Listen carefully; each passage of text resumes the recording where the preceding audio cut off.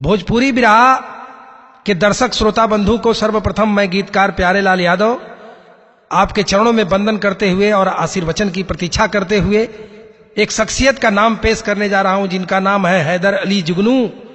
आज हमारे बीच में नहीं है, मालिक उनको स्वर्ग में उच्च स्थान प्रदान करें।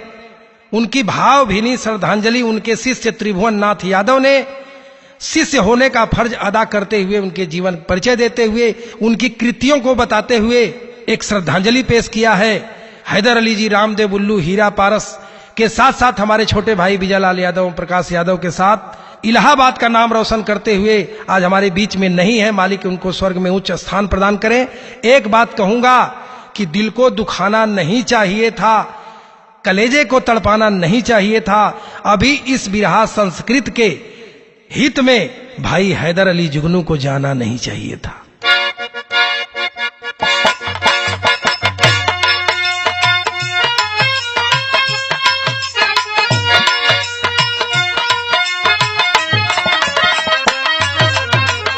यो यो बाबा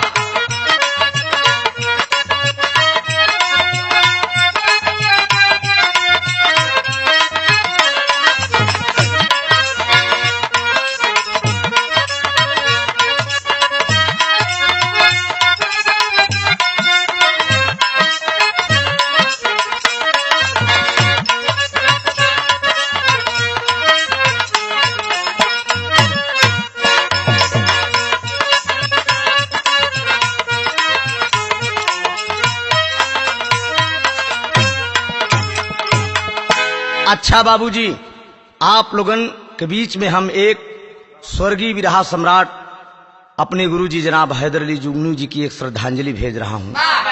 आशा नहीं पूर्ण विश्वास है इस बिरहे को सहयोग करने में विशेष अहम भूमिका आप परम आदरणीय हमारे हृदय के गार्जियन त्रिवेणीपुरम झूंसी के भूवर यादव जी एवं हमारे धर्म के भाई सूरभान यादव जी हनुमानगंज फतुहा से और आदरणीय एवं सम्माननीय गुरुजी प्यारे लाल कवि जी के सौजन्य से ये बिरहा आप लोगों के बीच में भेजा जा रहा है।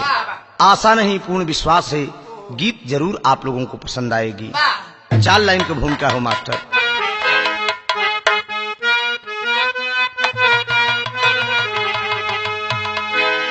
हैदर बिना बीड़ा वाली बिलखती भुल्लुर की बगिया सजाते थे हैदर। हैदर बिना रोती बिरहा की दुनिया राजा राम कवि जी को भाते थे हैदर। हैदर को सम्मान देती थी जनता, रामधारी के गीत को गाते थे हैदर।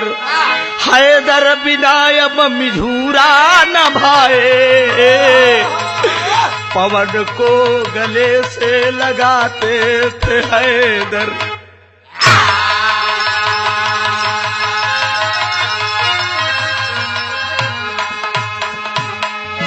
आखिर में आज बिरहा जगत एकदम सूना हो गया बाबूजी। गीत गाने की इच्छा नहीं है, रोंगटे खड़े हो रहे हैं, लेकिन मजबूर होकर आप लोगों के बीच में भेजा जा रहा है। एक लाइन का भाव बाई हुआ।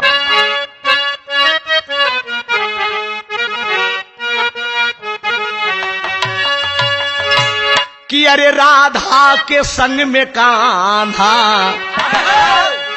अरे राधा के संग में कान्हा बंसी बजा रहा है। बजा रहा है,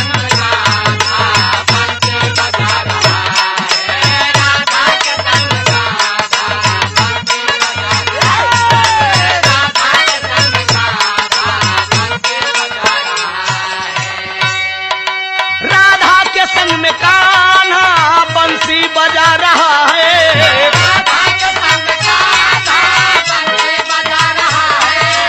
राधा के संग गाना बंसी बजा रहा है। अरे बंसी बजा बजा के, बंसी बजा बजा के सबको नचा रहा है।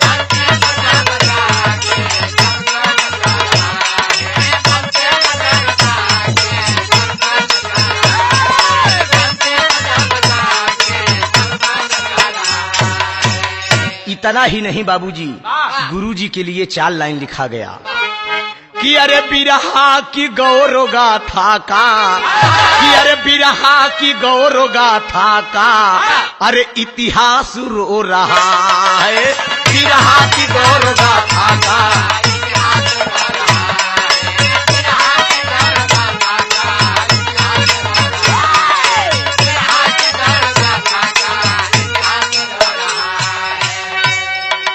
बिरहा की गौरव गाथा का इतिहास रो रहा है,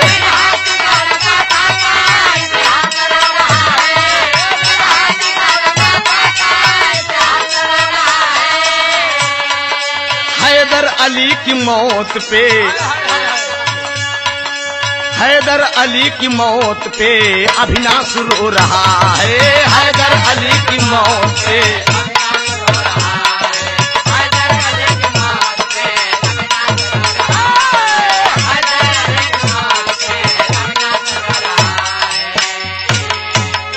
आप लोगों के बीच में पूरा परिचय दिया गया, गुरुजी कहाँ के रहने वाले थे और बिरहा की शुरुआत कब से शुरू किया। कहना पड़ा सुरठी का भाव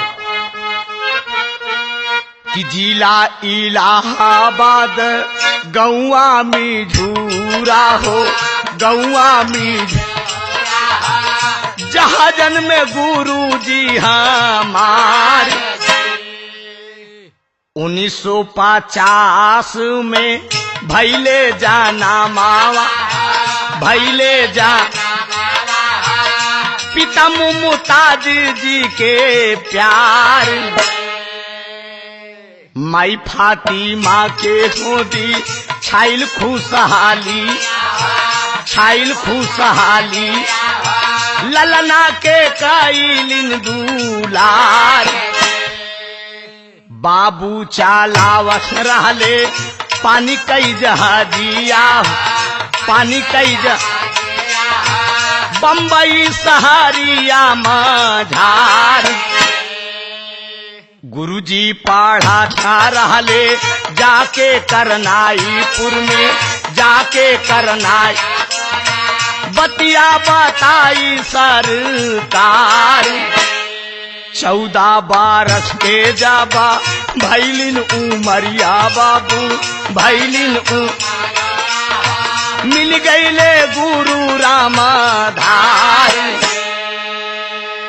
गौर करेंगे बाबूजी, 14 साल की उम्र जब गुरुजी की हो जाती है, उस समय घीनापुर गांव में बाबू रामधार जी का प्रोग्राम था और उनके ही गांव के एक भारतलाल यादव जी थे। भारतलाल यादव के साथ वो बिरहा सुनने के लिए गए थे। बाबू रामधार जी की रात भर बिरहा वो जम के सुने।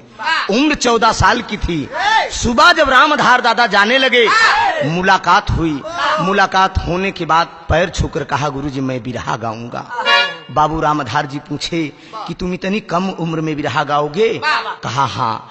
हृदय से अपना शिष्य माना बाबूजी, और मानने के बाद एक बार कहा, बेटा तुमको मेरे साथ मैहर चलना होगा और माँ शारदे के चरणों में माथा टेकना होगा। गौर करेंगे बाबूजी, 14 साल की उम्र में गुरुजी माँ शारदे के चरणों में माथा टेक कर कहा, और बाबू रामधार जी बोले कि माँ ये जात का मुसलमान है, लेकिन कंठ पे इतना सवार हो जाओ जहां पर गाय ये शोहरत का झंडा लहरे। वहां से दर्शन करके बाबूजी जब आते हैं, हृदय से अपना शिष्य मान लिया। उसके बाद वो करते क्या है, एक लाइन धुन बा हमरे गुरुजी की बड़ी फेवरेट गीत है बेटा, यही तरह 6 लाइन बा। अरे माड़ाए में हा हा दादा, माड़ाए में पारा वत बोला वाली नी हो, भाई गाँव कई गोतिनिया।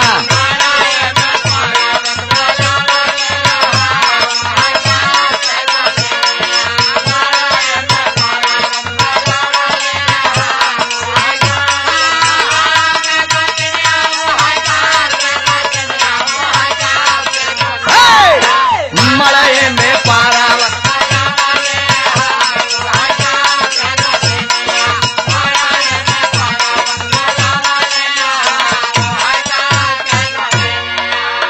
मैहर से दर्शन करने के बाद बाबूजी गुरुजी करते क्या हैं? हाँ हाँ, गुरु के आशीष जब पावा लेना हो, गाँव झूम झूम गानावा। गुरु के आशीष।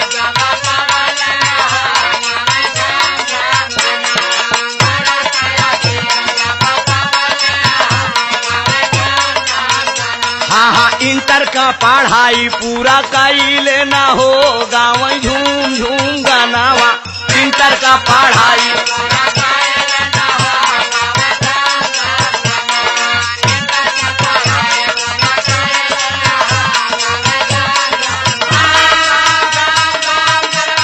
जहो जहो, अरे हमारे प्रयागराज।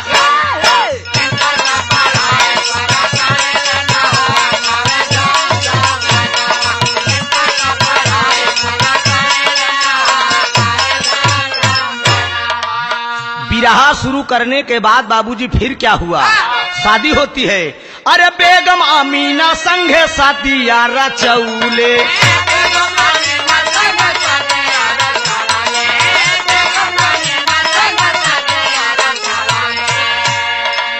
शोहरत का झंडा आसमान पे लहराउले। शोहरत का झंडा आसमान।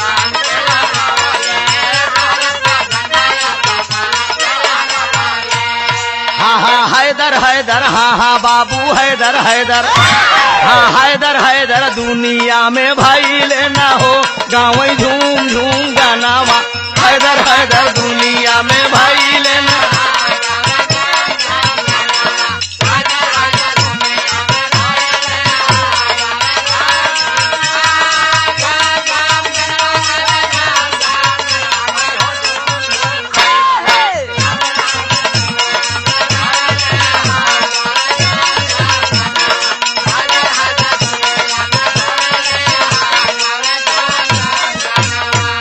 गौर करेंगे बाबूजी, पूरे दुनिया में झूम झूम कर गुरुजी बिरहा गाना शुरू कर दिए। यहाँ थोड़ा से परिवार के विषय में आप लोगों के बीच में मैं रूबरू कराऊंगा। गुरुजी के पास ईश्वर के दिन बाबूजी 7 बेटे थे। ये बात कोई काल्पनिक बात नहीं है। गुरुजी खुद कहीं कहीं मंच पे इस बात को बोला करते थे कि मैं 7 बेटे का कफन दफन अपने हाथ से किया था। इतना ही नहीं, एक भाई भी था और सज्ञान हो गया था बाबूजी। मिझूरा गांव के बगल एक तालाब था, उस तालाब में स्नान करने गया बाबूजी और डूबकर खत्म हो गया। 7 बेटे के बाद 9 लड़की का जन्म हुआ था। मालिक को मंजूर नहीं था। 6 बेटी बाबूजी दुनिया में नहीं रही। 7 बेटा और 6 बेटी और 1 भाई दुनिया में नहीं रहे बाबूजी। 3 बेटियां शेष बचती हैं। बड़ी वाली बेटी का नाम गुड़िया बताया गया, मझली वाली बेटी का नाम शहीदा बताया गया और सबसे छोटी बेटी जमीला है बाबूजी, जो कि उसकी तबीयत खराब रहती है, दिमागी संतुलन गड़बड़ रहता है और समय का चक्र धीरे धीरे बीतता गया। फिर भी इतनी मुसीबत को झेलते हुए बारे गुरुजी दुनिया में अपने परचम को लहराया, बिरहा जगत को कायम रखा और बड़ी ऊंचाई पे ले गए। एक लाइन धुन बाई है, यह तरज का लाइन बा स्वर्गीय बाबू रामदेव के बड़े अंदाज से गावत हैं कि अरे चढ़ली जवानिया, कि अरे चढ़ली जवानिया, कयर पोला जानी खोला, बलम हो लई जा नैहर से डोला। यह तरज का लाइन बा, लेकिन कहना हुआ कि अरे 1964 में, अरे 1964 में अरे पार्टी बनैले बिरनवा हो गुरु बिरहा खूब गईले। बिरनवा हो गुरु बिरहा,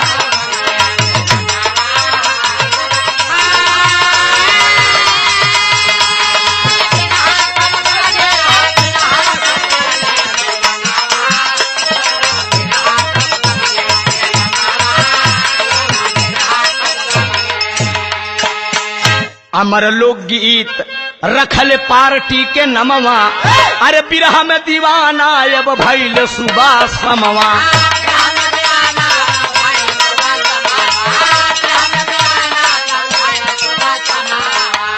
अरे सगरु प्रशंसा के, हाँ सगरु प्रशंसा के झंडा लहरैले, बिरनवा हो गुरु बिरहा खूब गईले।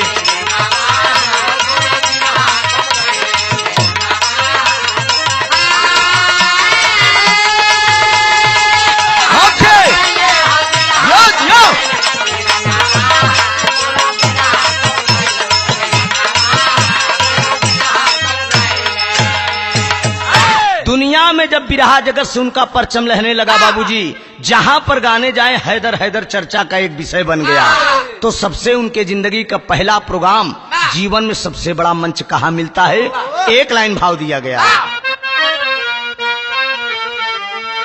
यह लाइन हो मुन्ना, ये हमारे गुरुजी के बड़ी फेवरेट गीत हो। एक थी लड़किया रहन, पातर का कमर एकदम मुनरी जैसे रही, बेटा जैसे मुलायम तो हार बा, एकदम ऐसे पातर का रही।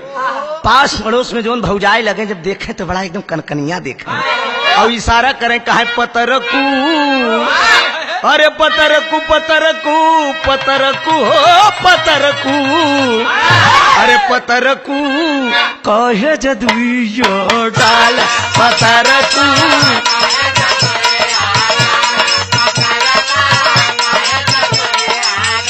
हाँ दियत जिंदगिया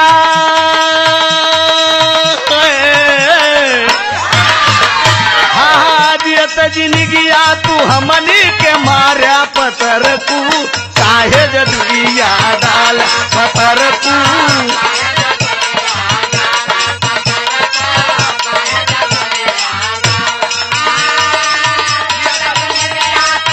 अरे पर प्रगट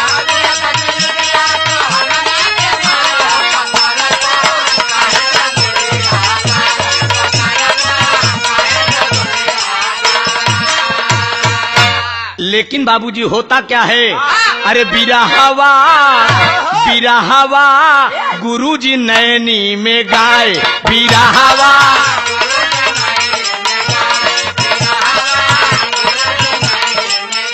हाँ 1970 में तहलका मचाए, ओ 1970 में तहलका मचाए बिरहवा गुरुजी नैनी में गाए।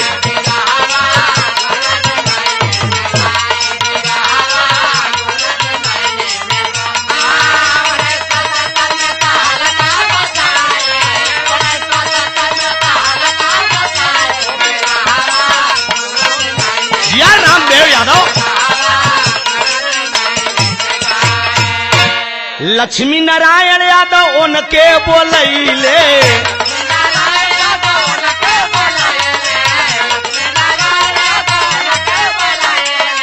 रामदेव यादव जी से बिरहा करैले।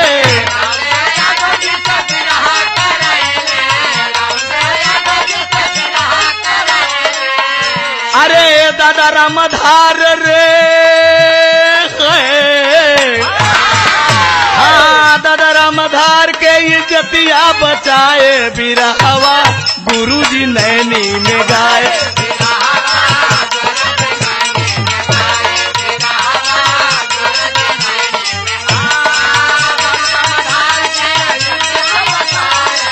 दादा रामधार के इज्जतिया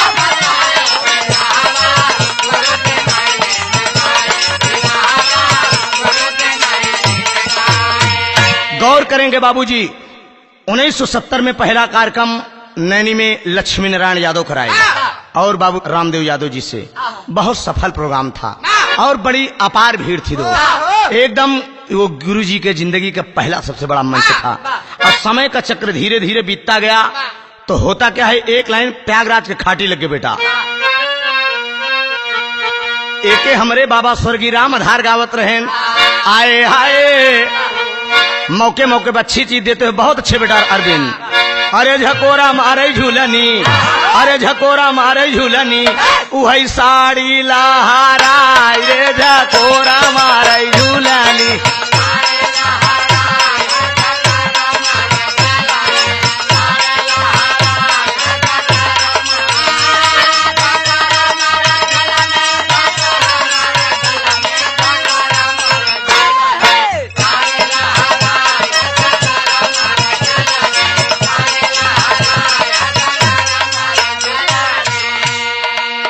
लेकिन बाबूजी होता क्या है, 2005 के समय आ गईली आई, 2005 के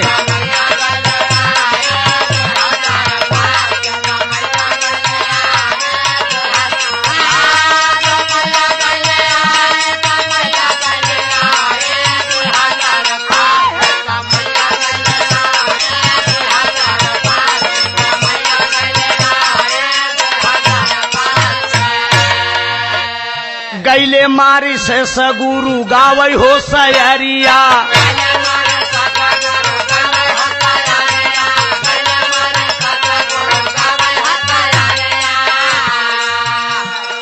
एरोप्लेन द्वारा बाबू कैले हो सफरिया।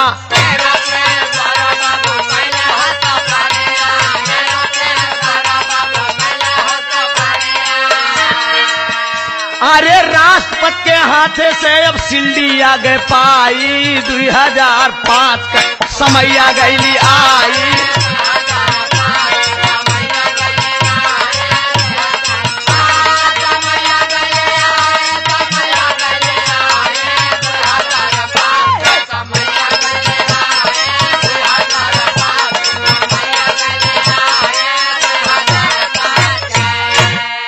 गौर करेंगे बाबूजी, 2005 में गुरुजी विदेश तक बिरहा गाने का काम किए और ईश्वर को मंजूर नहीं था। धीरे धीरे समय का चक्र बीतता गया।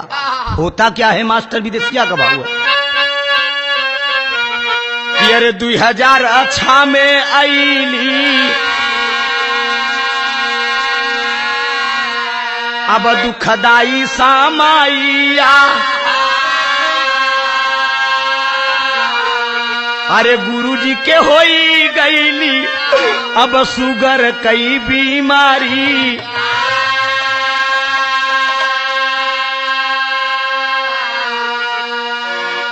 फिर भी नहारे हिम्मत बाबू गवले हो गानावा। नमवा कमाए बाबू जाने नारा नारी।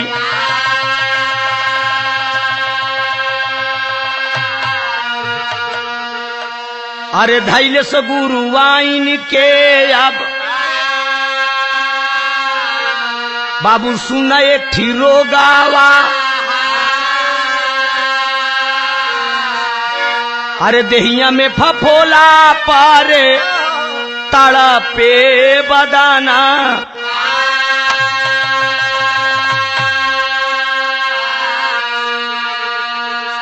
अरे छोट की बिटियावा के अब ठीक रहा न तबियतावा। अरे सदिया न भैली बाबू तड़पे मतारी।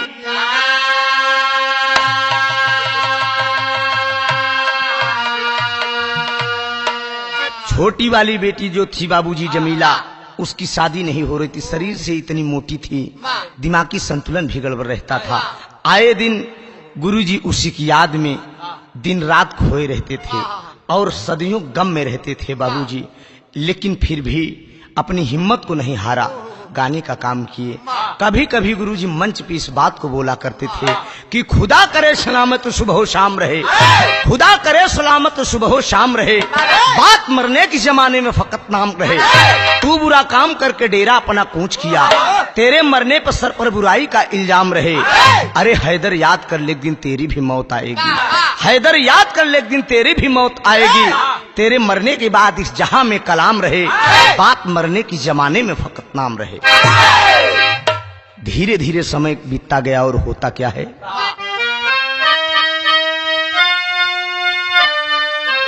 यह लाइन बा मल्लाह लोग अक्सर गावत ही जब अपने नैया का पूजा करे लागत थी तो कहना हुआ कि 2013 आया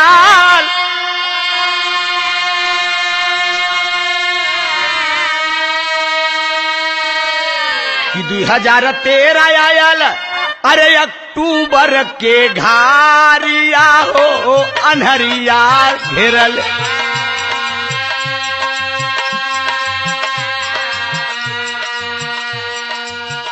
छैले बाटे दुखवा के बदारिया हो अनहरिया घेरल।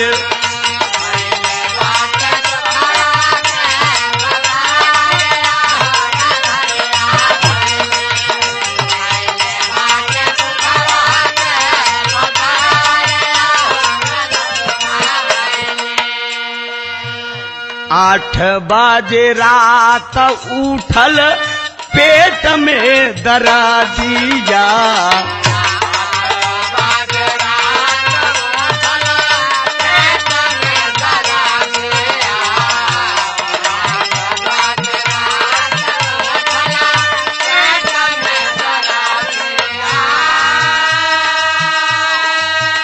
सुन के अब रोवे लगली, सुन के अब रोवे लगली अमीना शहजादिया।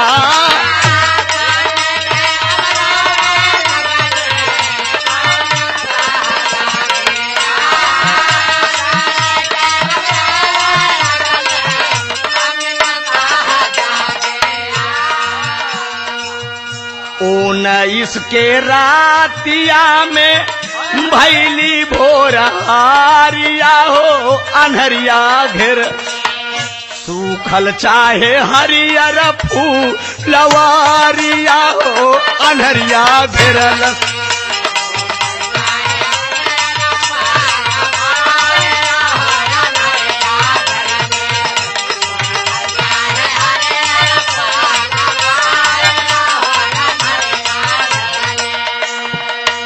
गौर करेंगे बाबूजी, 19 अक्टूबर की बात है।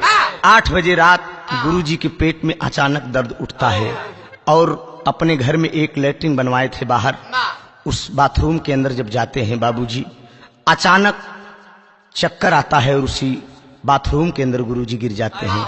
हल्की सी आवाज सुनाई पड़ी, उस समय आवाज देते हैं बड़ी वाली बेटी गुड्डी मौजूद थी और आवाज को जब सुनती है बाबूजी दरवाजे से एकदम सट गए थे, दरवाजा खुल नहीं रहा था।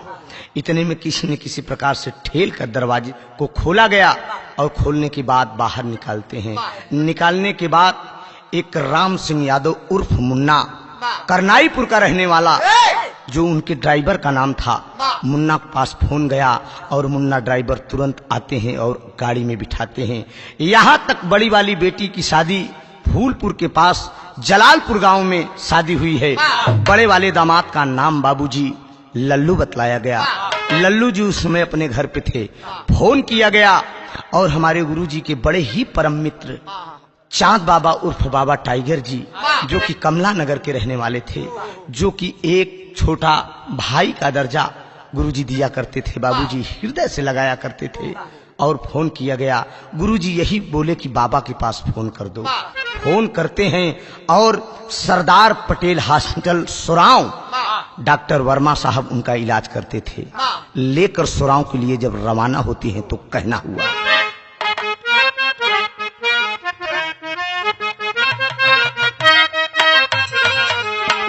यह लाइन बा कि बहे पूर्वी बयार हो, बहे पूर्वी बयार हो, उड़ेला आचरा हो, उड़ेला आचरा।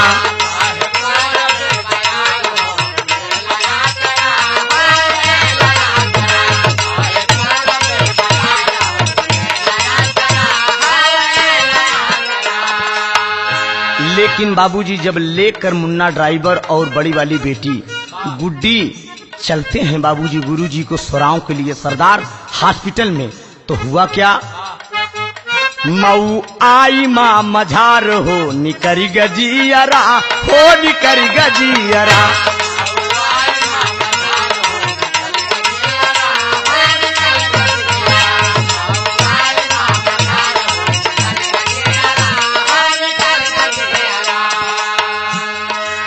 मुन्ना ड्राइवर निराश हो गईले,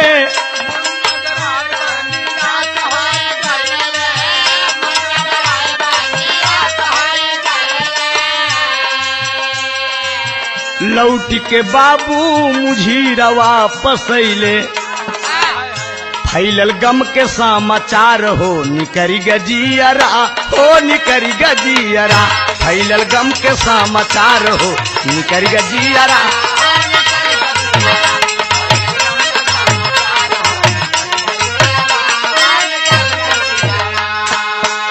फोन किया गया बाबूजी बड़े दामाद लल्लू जी के पास। लल्लू जी सीधे सुराव सरदार हॉस्पिटल में पहुंचते हैं, लेकिन बाबूजी तब तक इधर चांद बाबा बाबा टाइगर भी कमलानगर से रवाना होते हैं। लेकिन जब वहां लेकर पहुंचते हैं, गाड़ी में ही लेटे लेटे गुरुजी पड़े थे और डॉक्टर साहब जब चेक करते हैं, कहा दुनिया में अब जिंदा नहीं है। तो बाबूजी बिरहा जगत में शैली का भाव दिया, अरे रामा रामा बिरहा का सूरज जग से डूब गया।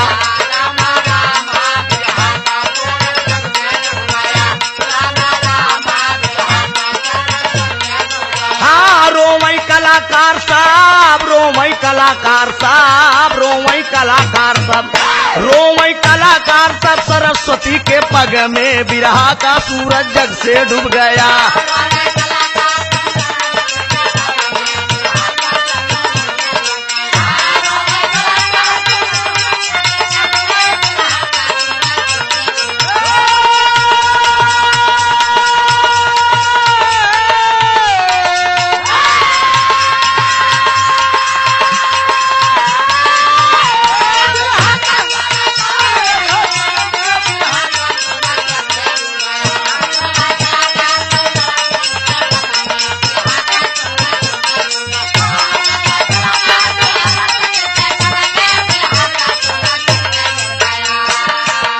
बाबूजी लोगों में एक सनसनी सी छा गई, सबके पास धीरे धीरे खबर जाने लगी।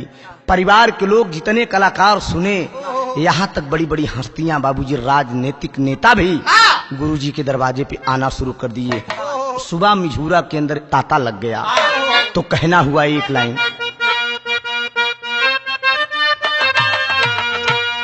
यह तरच के लाइन बगा कि पिया परदेश गईले तार लागो टोपिया में।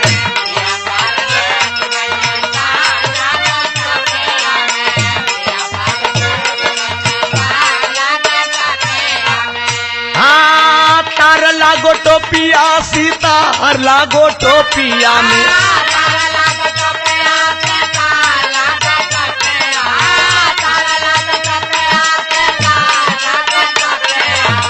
पिया परदेश गईले तार लागो टोपिया में।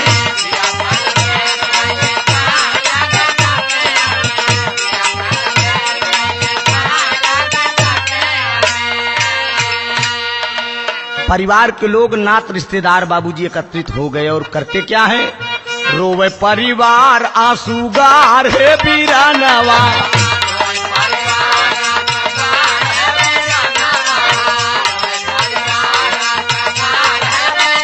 हाँ गार हो बीरानवा माना मार हो बीरानवा, गार हो बीरानवा माना मार हो बीरानवा। रोए कलाकार आंसूगार हो बीरानवा।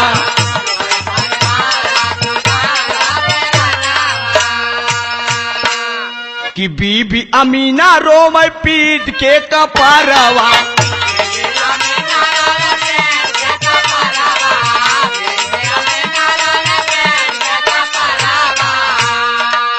गुड़िया शहीदा यौजा मिला हो दुआरवा, गुड़िया शहीदा यौजा।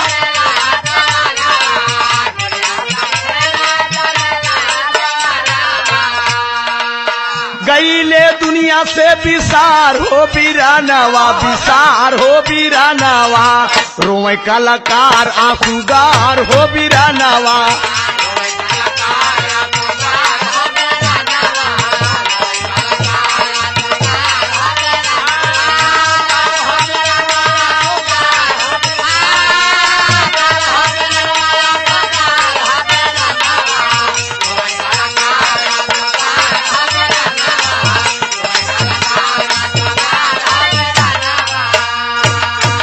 प्रमाण मिलता है बाबूजी, जितने कलाकारों के पास खबर जाने लगी पेपर और मीडिया के माध्यम से, यहाँ तक भी प्रमाण मिला है बिरहा जगत में आज तक जितनी श्रद्धांजलि स्वर्गीय जनाब हैदर अली जुगनू की मनाई गई, उतनी किसी कलाकार की नहीं मनाई गई है। इतिहास इस बात का गवाह है। और कलाकारों ने सोचा गुरुजी के विषय में क्या क्या सोचा। विजयी कहे कि हैदर बिरहा के ताज थे, अरे विजयी कहे कि हैदर बिरहा के ताज थे, ओपी कहे कि हैदर सोता के लाज थे, काशी कहे कि हैदर बिरहा के शेर थे, पारस कहे कि हैदर बिरहा के टेर थे, दीपक कहे कि हैदर बिरहा के जान थे, मंगल कहे कि हैदर बिरहा के शान थे, परसू कहे कि हैदर बिरहा के नागर थे, प्यारे लाल कवि कहे कि हैदर बिरहा के सागर थे, जोखन कहे कि हैदर बिरहा के सलोना थे, मूरत कहे कि हैदर बिरहा के सोना थे।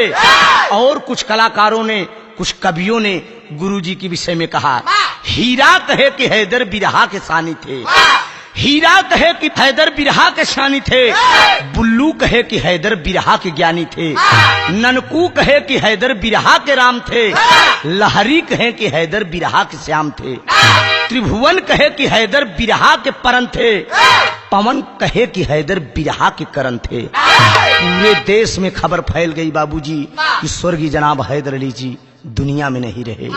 बाबूजी, लोगों में एक सनसनी सी छा गई और पूरा बिरहा जगत एक गम में छा गया। तो पापड़ का भाव दिया गया।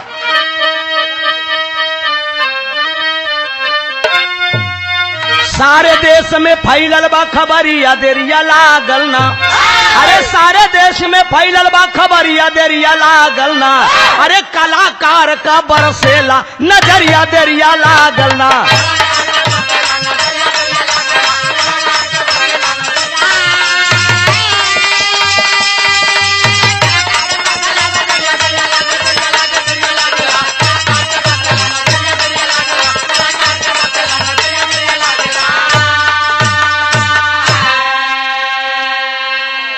सांसद विधायक आके गारे अपन असिया, अरे गईली दफनाई 5:30 बजे लसिया, अरे 20 तारीख के शाम का पहरिया देरिया लागल ना, अरे भयल मिझूरा अंदर अब अंधियरिया देरिया लागल ना। प्रमाण मिलता है बाबूजी की गुरुजी जिस समय दुनिया छोड़ के गए 63 साल की उम्र थी। आल्हा का भाव दिया गया।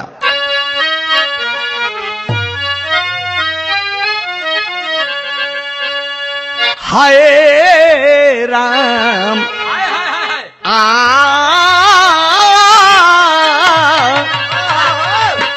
कि 2013 में अब उड़ गईले सुगनवा भैया,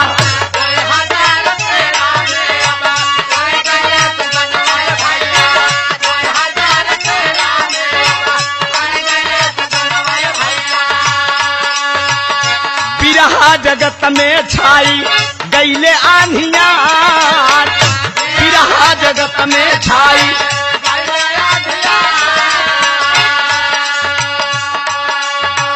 20 तारीख का अक्टूबर के महीना में भैया,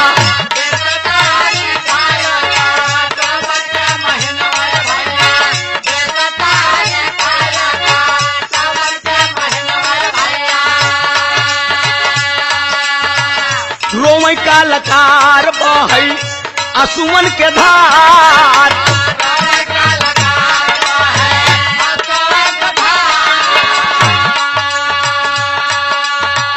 विजय यादव स्वामी अनजान रोवई लगले,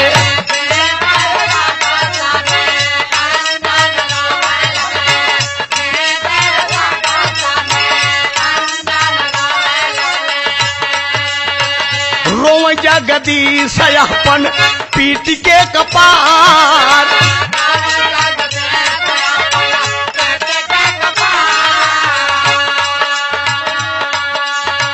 रोम प्रदीपा राम तारा बिरनवय भैया,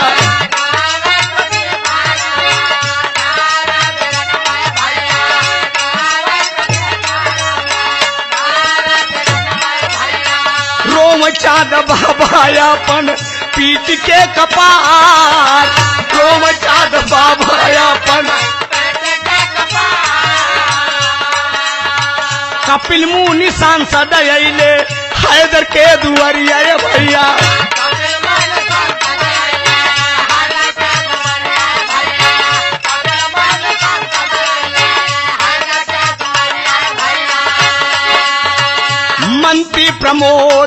खेती वारी सरकार।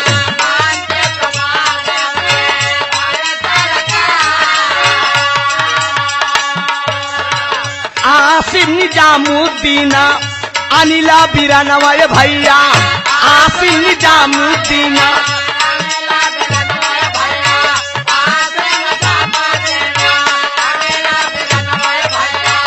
गौआ नगारिया के जुटे नर नार।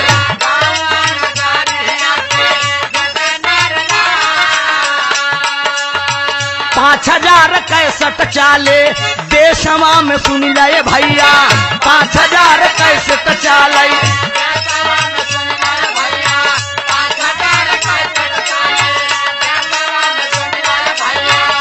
नमवा हमारा भैले, नमवा हमारा भैले जाने संसार, नमवा हमारा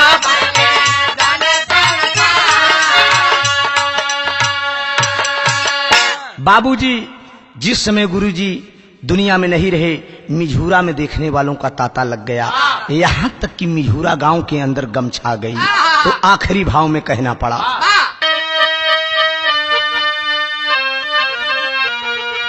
आए दिन में बिरहा जगत में, आए दिन बिरहा जगत में बड़ैया होई है।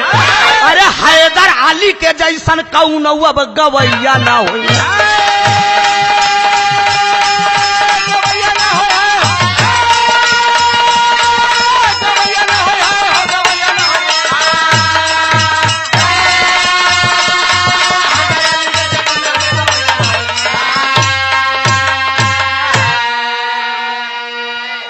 स्वरों को सती लक्ष्मी रहीन हो जे करे साथे।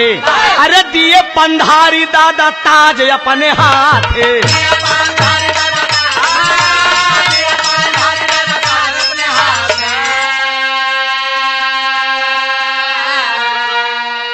शोक श्रद्धांजलि में सदा अरे अब रोवैया होई है।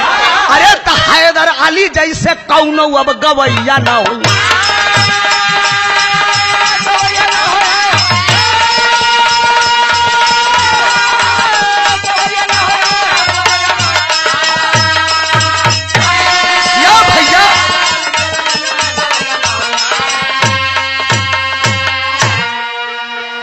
गाथा तो बहुत है इनके विषय में, लेकिन समय को भी देखना है, इसलिए जितना प्रमाण मिला आप लोगों के सामने मैंने पेश किया। जो कुछ गलती हुई हो अपना बच्चा समझ के क्षमा कीजिएगा। आखिरी भाव में कहना है, स्वामी गीतानंद संत भय भुल्लू तजे कोतारी, राजा राम राम आधार जी गैले स्वर्ग। अरे मोरे राम बिरहा का सूरज जग से डूब गया। अरे त्रिभुवन पवन बिलखते दुखदाई के रंग में, बिरहा का सूरज जग से डूब गया।